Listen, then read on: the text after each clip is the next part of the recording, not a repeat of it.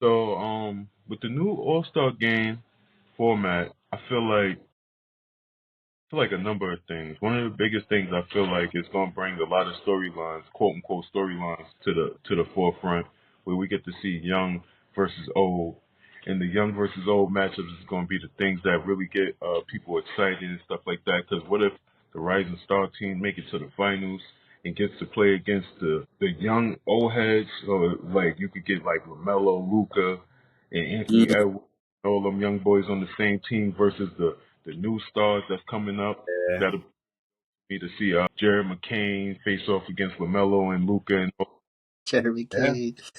Boston Jared McCain. Connect. So, um, I can't think of nobody else who's really killing in the rookies. Yeah, that's I true. name It's so, limited. It's limited this year. It's limited. It's limited.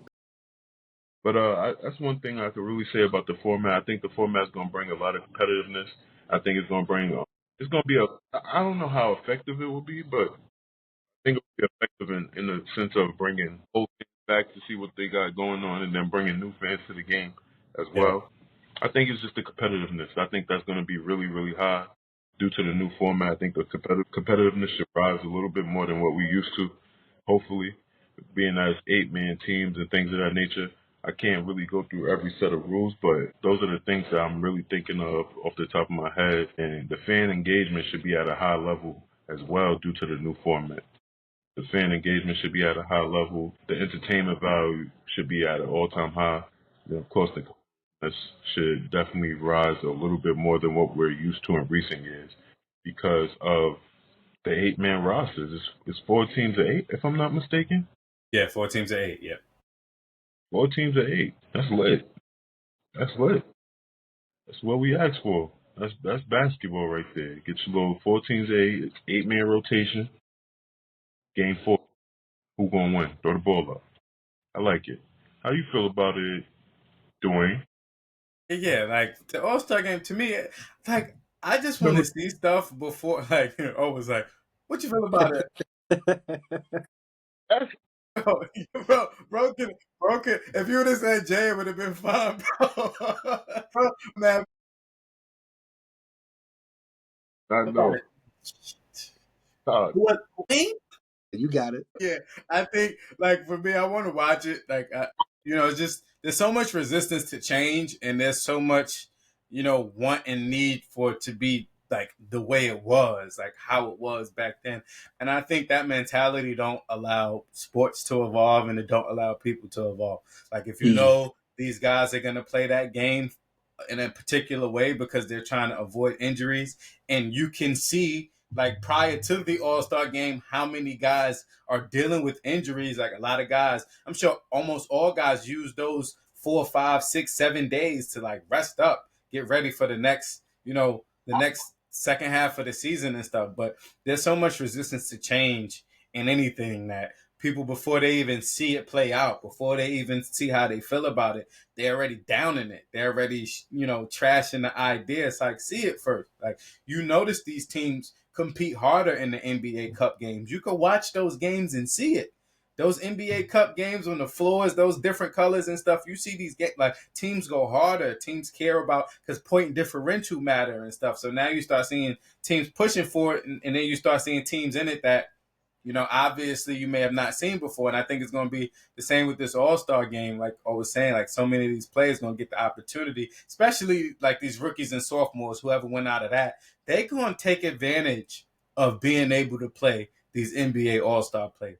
They're not Mm. going to be taking possessions off. They're going to be hustling. They're going to be going after every ball, trying to block every shot, go for every steal, be in every passing lane. And I think that in itself is going to make it fun. I'm excited to see what it's like. I'm excited to see how the team draft process is gonna work because now you got to get super strategic on how you put a team together when you only got 8 players. Like, who gonna be your backup 3 players? So things of that nature. I'm looking forward to it. I think it's something new. It's something fun, and it's something that's gonna, like O said, get everybody excited and talking about the game again because that game was always fun to us growing up.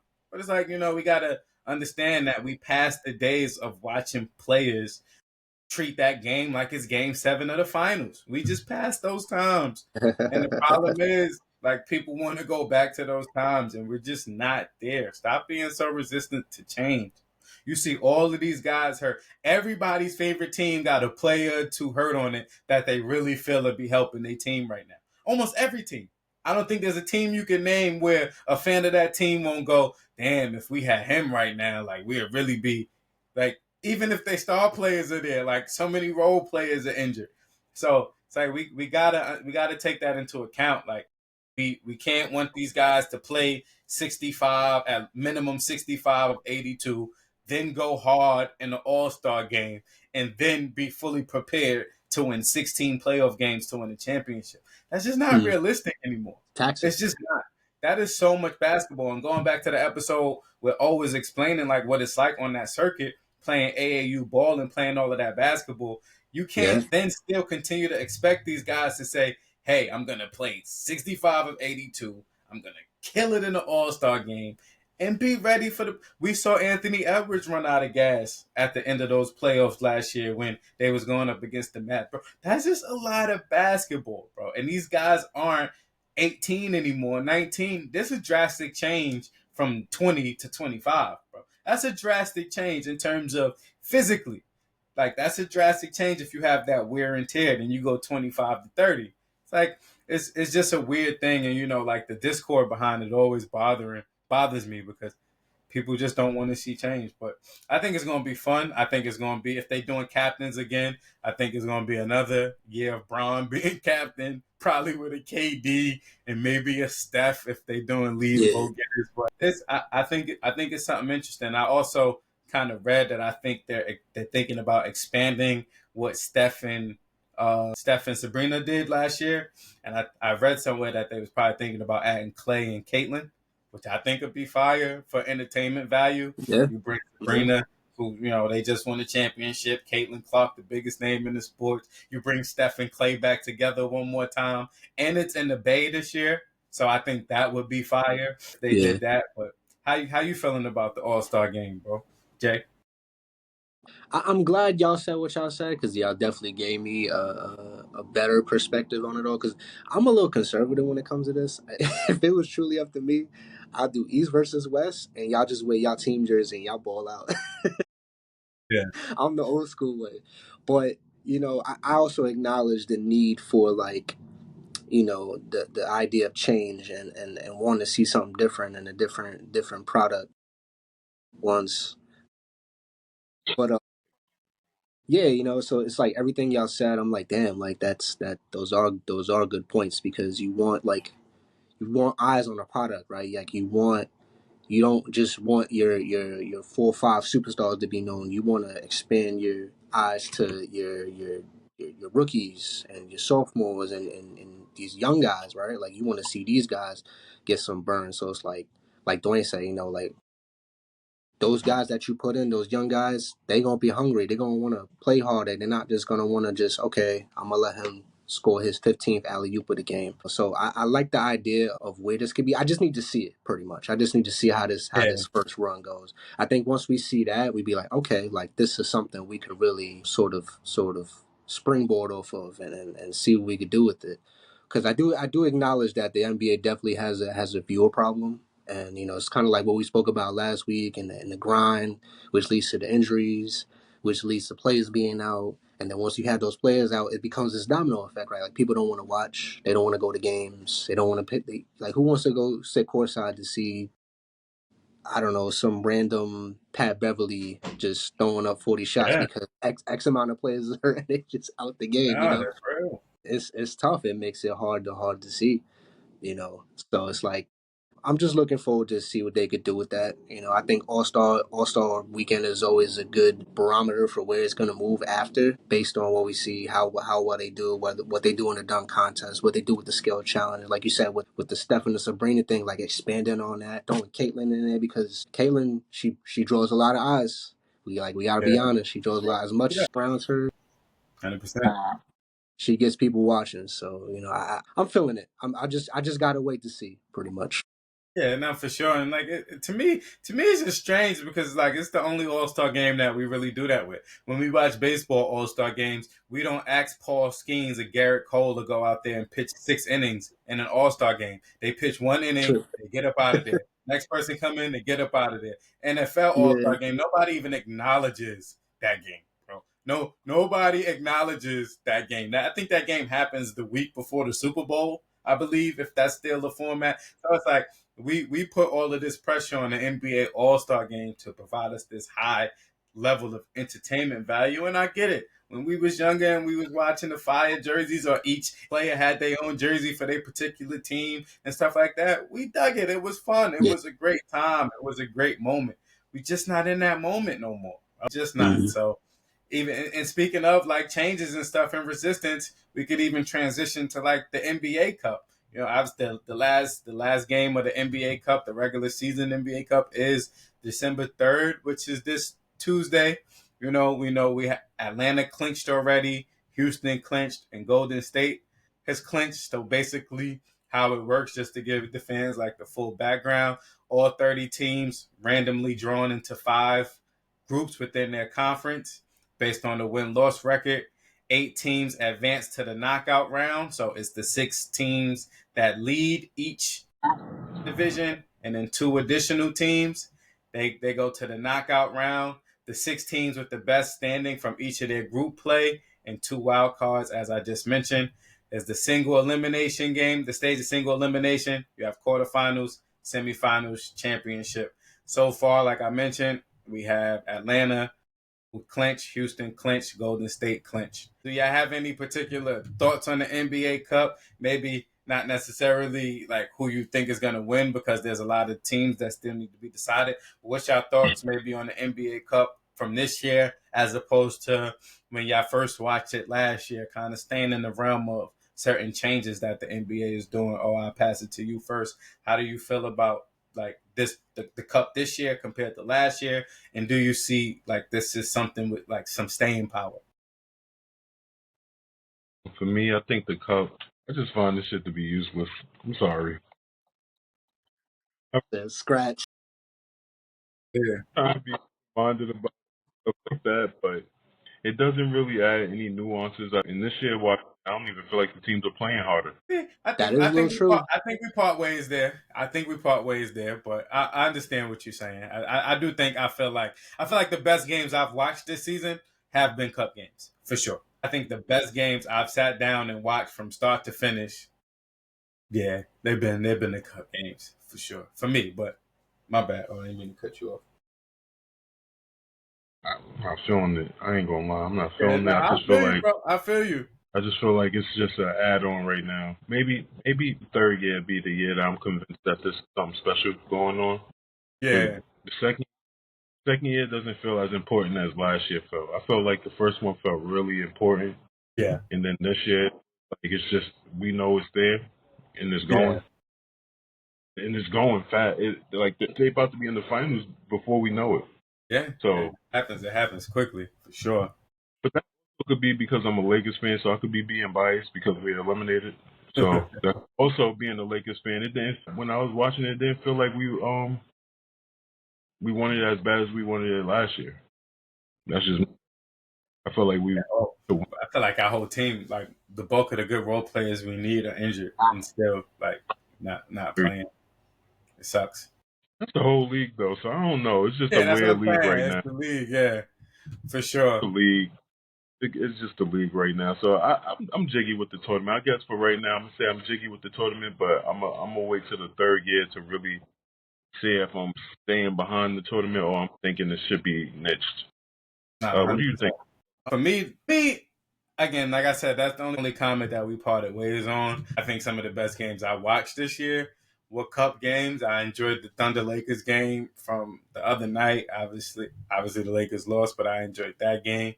Like I said, the Hawks have beaten the Cavs and the Celtics in these cup games, and they lose to everybody else. So even that is pretty cool. You start. No, I honestly feel certain teams and certain games have been more competitive. I think about the Knicks Hornets game from this past Friday. thinking about is like just trying Yeah. to think of some of the games off the top of my head where they were like really, really, really good games. I know the Celtics had a couple of good cup games against the Cavs.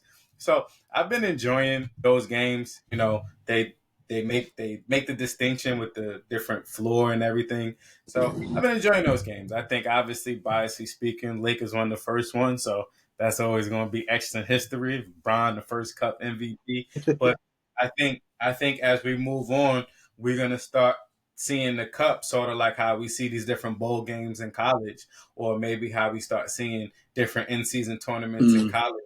In terms of like, all right, we know this is not the championship, but these things start having impact on a resume in terms of okay, your team won the cup. Your team, like it's just another thing. Like before, like blocks, it was at a point blocks didn't matter. Then blocks started, it became a stat, and then steals became a stat, and then this percentage became a stat, and then that percentage. I think that just goes along those lines of like we taking everything into consideration, and the cup is what starts the NBA season off. So I think in their mind they thought this is probably the best opportunity to have all of the players healthy and ready to go, so let's have them early, compete early for something. I think that maybe was the mindset behind it, but you kind of see what happens with that. And I think Phoenix and LA played a couple great cup games too that I've watched. Phoenix blew the Lakers out, I think the last one.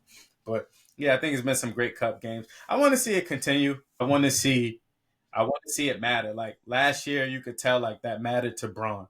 I don't know, like certain things I think from a business perspective now, and I think that's probably why he went harder just to put a stamp like, yo, if LeBron James taking this, and that the league been that way for a minute now. If we being honest, if LeBron James is taking something seriously, like the league kind of like LeBron is the leader. LeBron is the face, and he's it been that way. follows it. Even going back to the bubble, I remember Pat Bev said that he was like, everybody was like, "Yo, whatever LeBron decide to do in terms of playing in the bubble or leaving, we gonna do." So I pray that that continues and people continue to take it seriously. But what you feeling about the Cup games, Jay? Um, I'm definitely leaning towards where it always at. Yeah,